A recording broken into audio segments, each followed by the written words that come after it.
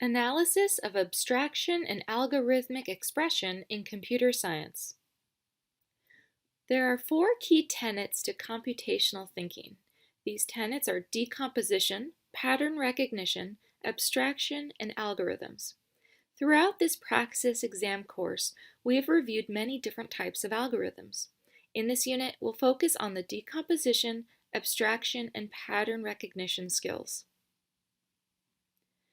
Computers run on machine code, which looks something like this. Confusing, right? It takes a specially trained eye to read the code and interpret it. This is where programmers came in. Programmers understood this code like another language and were able to translate information into zeros and ones using punch cards with holes. These cards were manually inserted into a reader, which translated them into on-off commands to store in the transistors. If the machine did not execute the program correctly, it meant that there was an error in the code. These errors had to be found manually by reviewing the punch cards one by one.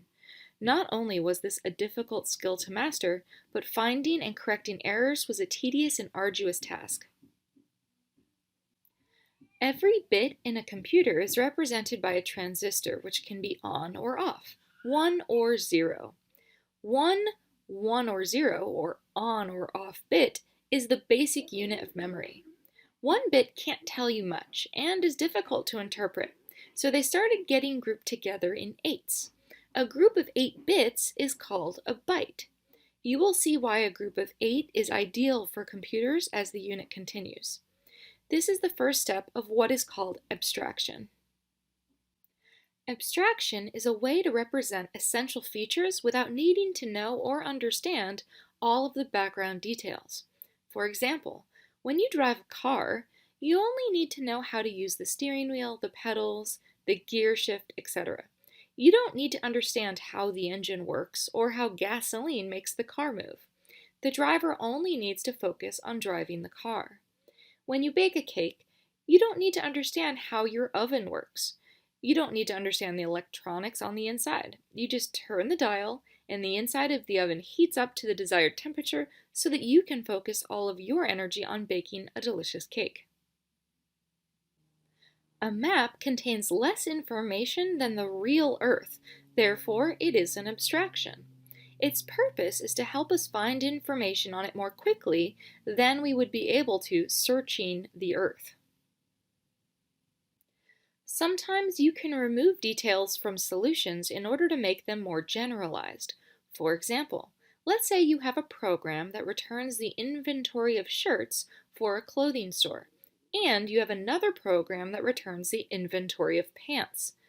These are two very specific programs that can be generalized into one program, a program that returns the inventory of all different types of clothing. By removing the details about shirts and pants, we now have a solution that can apply to many more situations.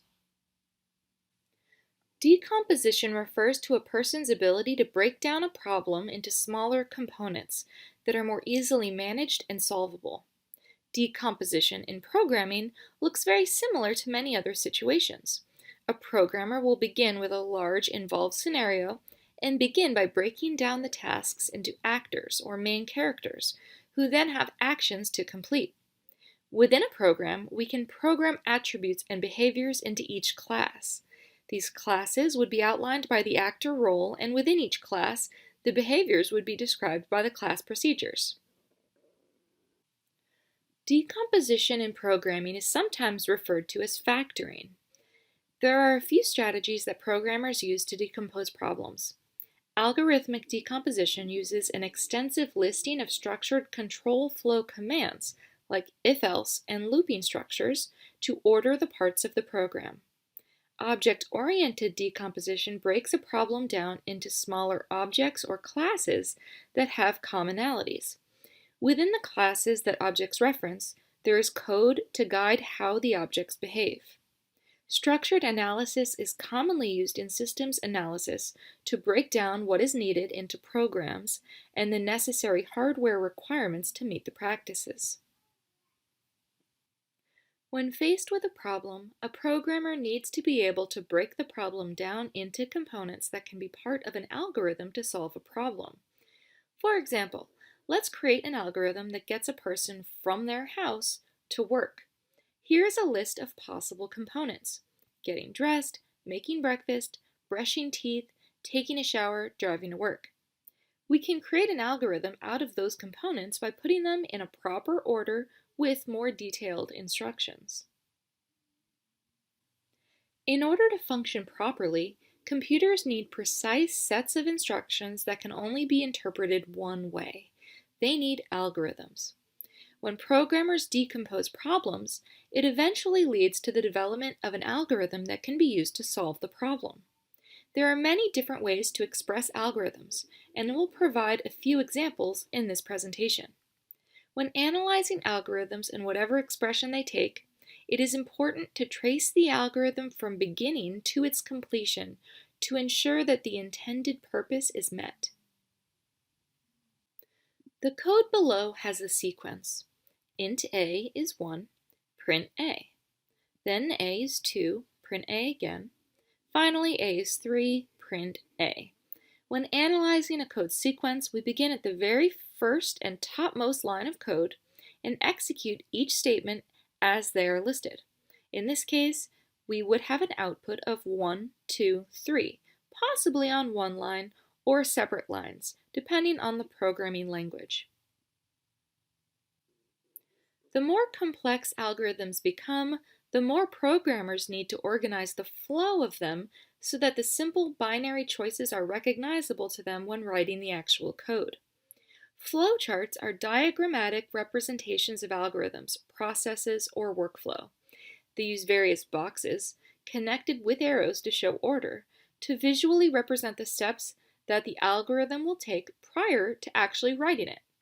Flowcharts are just one example of how computer programmers plan programs before writing them. We can take the previous code sequence and make it a flowchart. Flowcharts use different shapes to represent different but universal meanings. The parallelograms represent input and output. Ovals represent the start or end, and rectangles represent processes. The control structure of sequencing means ordering lines of code in a manner that creates the best possible output. By sequencing lines of code, we are able to create longer, more involved programs. Let's look at this example. We set int x equal to 10, then we check, is x greater than 5? Since x is greater than 5, 10 is greater than 5, that's true, so we follow the true path and print x is greater than 5. Now let's make a small change. Instead of setting x equal to 10, let's set x equal to 0. Now, x is greater than 5 is a false statement. 0 is not greater than 5, that is false, so we follow the false line and nothing prints out. If the condition was false, nothing printed out. This flowchart of an algorithm allows us to create an alternate path when this happens as well. For example, in this case, the program could output x is not greater than 5 if the condition is false. A flowchart, so far, has shown the sequencing of lines of code and conditionals, but iterative algorithms can be shown as well. This flowchart shows a question as its condition to determine if the program will continue to run. It will only run if the condition is true or yes. This way, when the condition eventually is false or no, the iteration will end. In this case, when would be a good time to stop washing? When your hair is clean. So we want to continue the iteration as long as your hair is dirty. So here we're going to wash our hair, rinse it, check to see if our hair is still dirty. If it is, we will repeat these steps. We will wash it again, then rinse, then check. We can also show iteration using our praxis code expression of a while loop algorithm. Through the notes, we can see how the algorithm continues to loop until the value of h is equal to clean, and then the program terminates. So here, the data dirty is stored in the string variable h. Here we have our while loop. As long as h is not equal to clean, the loop will continue printing out h. Here, though, h changes to clean prior to being tested again in the condition. Don't forget this step, or h will always be dirty and the loop will continue forever. As it's written, this while loop is only going to run one time. Algorithmic expression can take many forms. We've shown a few examples of how flowcharts can be used to map an algorithm and sequence its statements, but we'll also show the maze diagram. Maze diagrams show the path by which an object needs to progress to an end location. There are a variety of ways we can express how the object needs to move, but we'll use the three commands move forward, rotate right, and rotate left.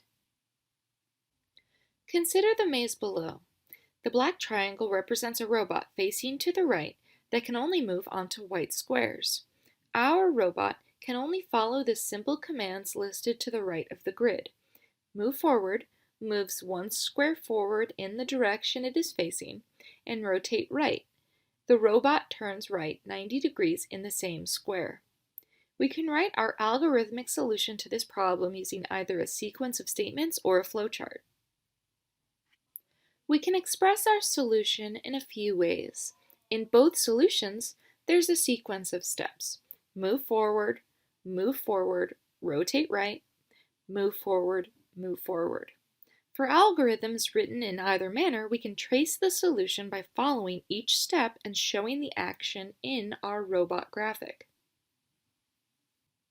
We've seen algorithms expressed as flowcharts, sequenced natural language statements, and praxis code. There isn't one correct way to express an algorithm, but depending on the scenario and the problem to be solved, there may be a preferred expression.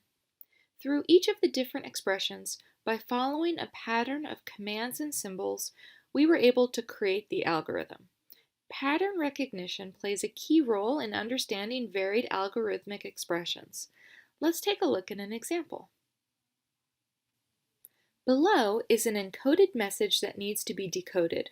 Study the clues and key to reconstruct the original message. Let's begin by examining the first two icons. They are both question marks. This icon decodes to "Are you?" and then this person in bed. The person in bed icon decodes to "sleeping." Therefore, our first two icons decode to "Are you sleeping? Are you sleeping?" The next icon is this one here, which means brother, shown here. Then we have the characters John, comma, space. Then we have the brother icon again, followed by John question mark. So far we have "Are you sleeping? Are you sleeping? Brother John, brother John." Morning. We have some extra icons after morning, which mean bells are, ring, and ing. Bells are ringing. Morning bells are ringing. The last two symbols are the same, separated by the underscore character, so the remaining characters in the code are ding, ding, dong, ding, ding, dong. Therefore, our encoded message translates to the original text, "Are you sleeping? Are you sleeping, brother John, brother John? Morning bells are ringing, morning bells are ringing, ding, ding, dong, ding, ding, dong." The key information is necessary in order to decode the provided message. There are significantly fewer characters in the encoded message than the final message. With the assistance of the key, we are able to substitute the word phrases in place of the symbols.